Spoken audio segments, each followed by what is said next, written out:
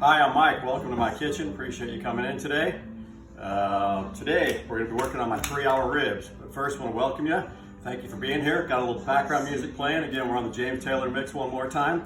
My do-rag, I got that on. Once in a while, you might find some hair in your food. I promise you, it's never mine. So protect your guests, protect your friends, make sure that you're eating right, and do make sure you got something on to cover your do. So today, we're going to work on the 3-hour ribs. They do take about 3 hours. So about 15 minutes ago, I went out and started the fire. I'm using a Weber kettle. Again, I'm trying to do things that are easy for you to do with the stuff that you got around your house. So I've done ribs a few different ways, and competition ribs are super popular, but what I find is most people want those fall off the bone ribs that are easy to make and that everybody likes. I've done both, and typically when I serve them, my friends and customers who are friends come along and say, hey man, I want those ones that fall off the bones. I don't want those ones that you bite and see your mouth print on. So I go ahead and make what I call the family style ribs.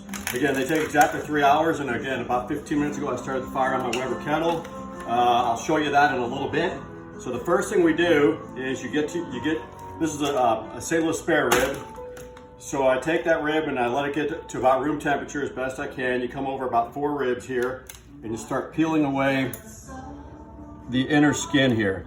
If you don't get that inner skin off, it can be really nasty and chewy. And for some reason, I'm not sure why, but about that 4th rib in gives you enough space there to kind of peel that off.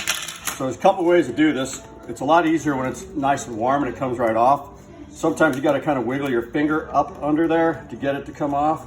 And sometimes it'll just come right off. Typically what I like to do though is once I get some going, I'll wrap it around my knife like this and try and get a tug on it. This one's not grabbing so good, but hang on while I grab a sharper knife.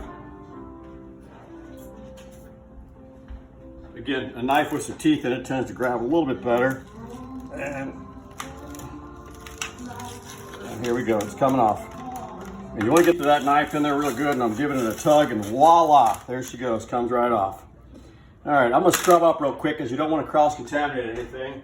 Before I go ahead and put my rub on, I'm gonna scrub up real good and make sure that I'm not getting that nasty poultry or that nasty pork stuff all over. Incidentally, this particular cut did come with an end. I usually throw that away. I find that if you cook the end, everybody likes the ribs, and the end just sits there and nobody wants to chew on it. I usually end up stuck with it, so I just go ahead and throw that away. So hopefully you've seen my video on my rub. The rub that I bought, everything there, basically from Aldi. It's all easily available. Again, this came from just my local grocery store. I think I spent about $8 on this slab of ribs. And with that, these 3-hour ribs are ready to hit the grill. So we're gonna pause here, and my cameraman Ben and I are gonna head out to the grill. All right, so now we've moved to the outside. Like I said, I started that fire about 15 or 20 minutes ago. From start to finish, when you start the fire all the way to the time that you're chewing on ribs, you're looking straight up 3 hours. So I'm gonna grab my cleaner real quick.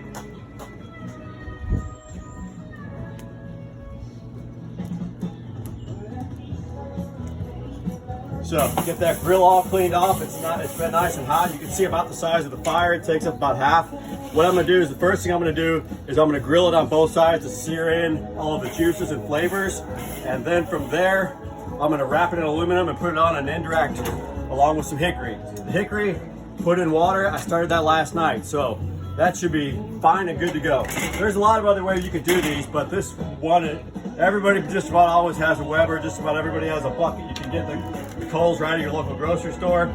So I got the grill nice and clean. I got a good set of coals there. I'm gonna drop that bad boy on there and toss the lid on, and we'll be right back with you when we flip it back over. And we're back. I'm flipping that over. You can see it's nice and seared. That'll keep all those flavors in. What happens is it gets a crust on the outside, and all the flavors, instead of dripping out, will seep back into that meat and give you some tasty ribs. So people ask about how long does that take to sear one side. I do a lot of stuff by music, as you can hear, so it typically takes about one song, maybe 3-4 minutes to get that to where it's got a good coat on it. So gonna do the same thing on the other side, and we'll be back with you in a minute. At that point, we're gonna go into full-on smoke mode, and it's gonna get real tasty around the neighborhood. All right, we're back. So, not quite a whole song later, but just about a song went by. So I'm gonna go ahead and pull those off. You can see the other side is real good looking by now. So like I said, it's about to get real tasty in the neighborhood. So I take my heavy duty aluminum foil. I like the big wide stuff.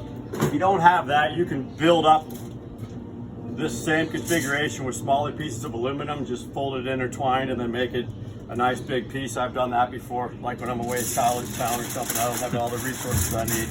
So here we go. Put a good wrap on that. We go all the way around. So this is my meat side. My rib side is here. A lot of people tend to cook with the rib side up and the meat side down. I don't really like that. And the only reason because if you do get busy and you get sidetracked and it gets away from you, you tend to burn the crud out of the meat. This way with the ribs up, with the rib meat side up, it's a little bit of a safety net that sometimes a guy like me, an amateur, kind of needs. So from there, here we go. If you don't have one of these, I highly recommend you get it. It's the flip and lid grill from Weber. You can buy them at any Walmart or Home Depot. They're awesome for doing this. And as you can see, I've got the fire on one side, I got the ribs on the other. From there, I'm gonna take a handful of hickory. I'm gonna drop that wet hickory on there, maybe about a handful and a half. And then, with the bottom completely open, I put the holes above the meat. And that forces that smoke to come right over the meat and give it all that smoky flavor. So, next thing we're gonna do is in about an hour, we're gonna come back and throw on another handful of chips. I'm checking the clock now, it's about 1:45, so we'll see it about 2:45. I'm shooting for hopefully about 4 o'clock dinner time, so we'll look forward to seeing you soon. Hi, it's Mike. Just peeking in about 15 minutes after we put these on, just to let you see. This thing's smoking real good. I'm not gonna open it up because I wanna keep the heat in. But like I said, it's gonna start tasting real good around this neighborhood. My neighbors, we kind of got a love-hate thing where they love the smell, but they always wish they were invited over. Well, I can't feed everybody, so that's what it should look like after about 15 minutes. So we'll be back in a bit. Hi, it's Mike. We're back. It's been about an hour, and I'm getting ready to go throw some more chips onto the fire. But in the meantime, nothing goes better with ribs than ribs and chicken. Everybody always likes a little bit of both, and I like to have a few things going on when I'm out at the grill. So it's gonna take about an hour on this stuff here. I got the dark meat. First thing you wanna do is get everything all dried off, pat it down real good. Make sure you don't have a bunch of water running around in your tray because that will mess up your rub. And from there, you got it just about cleaned up. That looks good enough for me. I'm gonna scrub up real quick so I don't cross-contaminate.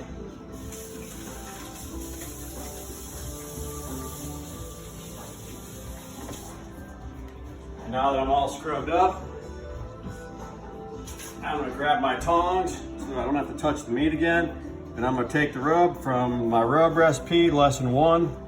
I'm gonna sprinkle that generously on the chicken. I'm gonna get both sides, get all sides really. And then again, see how nice and good that's going on? Since it's not all wet, that rub will really stick on there good. And once you get both sides on, we're gonna go toss that on the indirect fire outside. We're gonna go skin side up so all the moisture from that skin goes right down into the dark meat.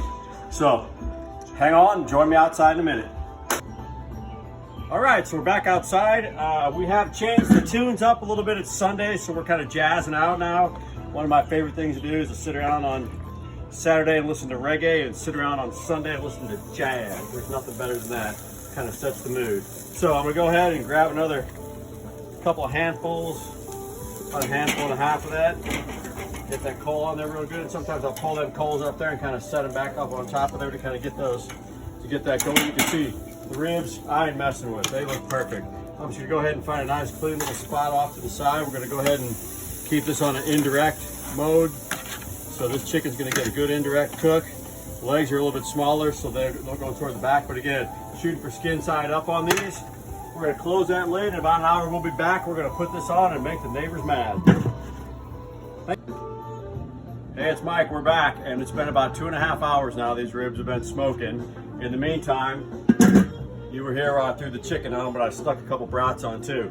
So if you get a look at this fire, it's getting down pretty much close to the end. So what I'm gonna do at this point is take all this stuff, drop it onto my tray, transfer it up to my gas grill. I'll have a little more steam. From there, I'll put all the sauce on and get everything just right to eat. So stay tuned. First thing I'm gonna do is take these off. And I'll take those up and open them for you, and then get my trusty tongs. That chicken's been sitting there smoking. Haven't turned it, haven't done anything. Just a nice indirect cook, lots of smoke. Lots of jealous neighbors, and like I said, I squeezed on a couple of fresh brats there too. So with that, I'm gonna go ahead and put the lid on, close her down. So the coals that are on there I can save, and we'll go ahead and reuse those for the next time I fire up the grill. So come on with me as I run up to the upper grill. Come on.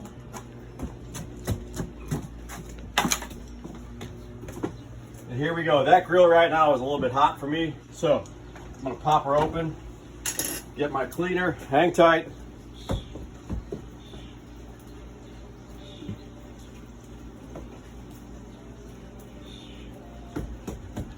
I'm back. My cleaner, get that grill nice and clean. I got her shut down for a little bit. We're gonna let that sit for a minute. I have my cleaner back up. Now, time to open the ribs. And that's about what you should see. Sometimes there's a little more sauce in there, or a little less sauce, depending on how fatty they are. But this is good. They're not sticking, like I said. I went meat side up so that you don't run the risk of that sticking to the aluminum foil. That's coming apart real nice and neat for us. So let's go ahead and fire up the sauce. And the first thing I'll do here, I got this grill all turned down nice and low. I'm gonna throw these brats on over here. I'm gonna put the chicken on.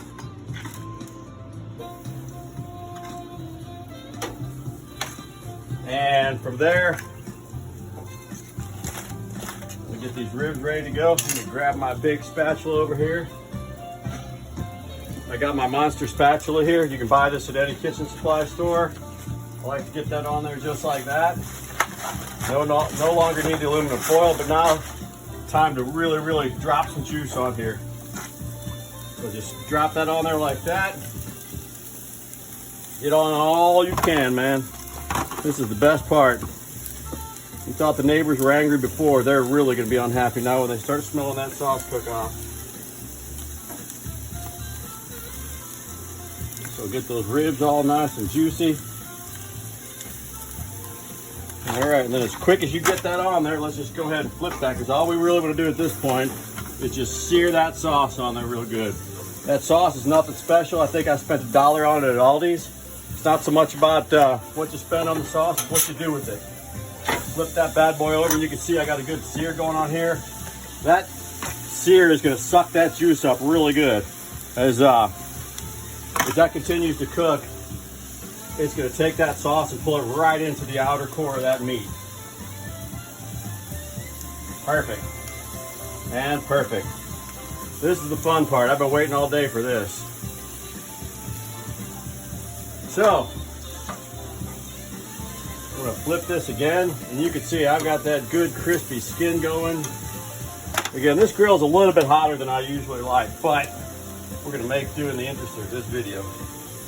But you do want to get some nice flame on there. You want to get that skin all crisped up on the chicken.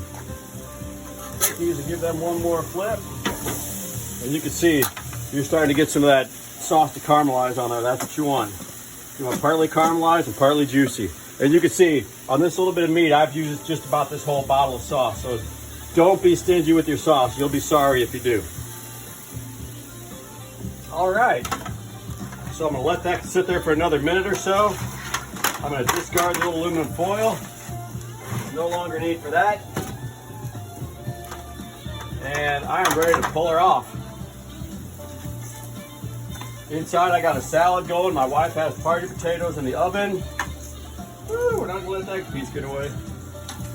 I've got legs, I've got thighs, I've got brats, and I've got my succulent ribs. So, try them out. They're easy to make. They're great to enjoy. And that's what they should look like when you're done. Thanks for tuning in, and we'll catch you next time.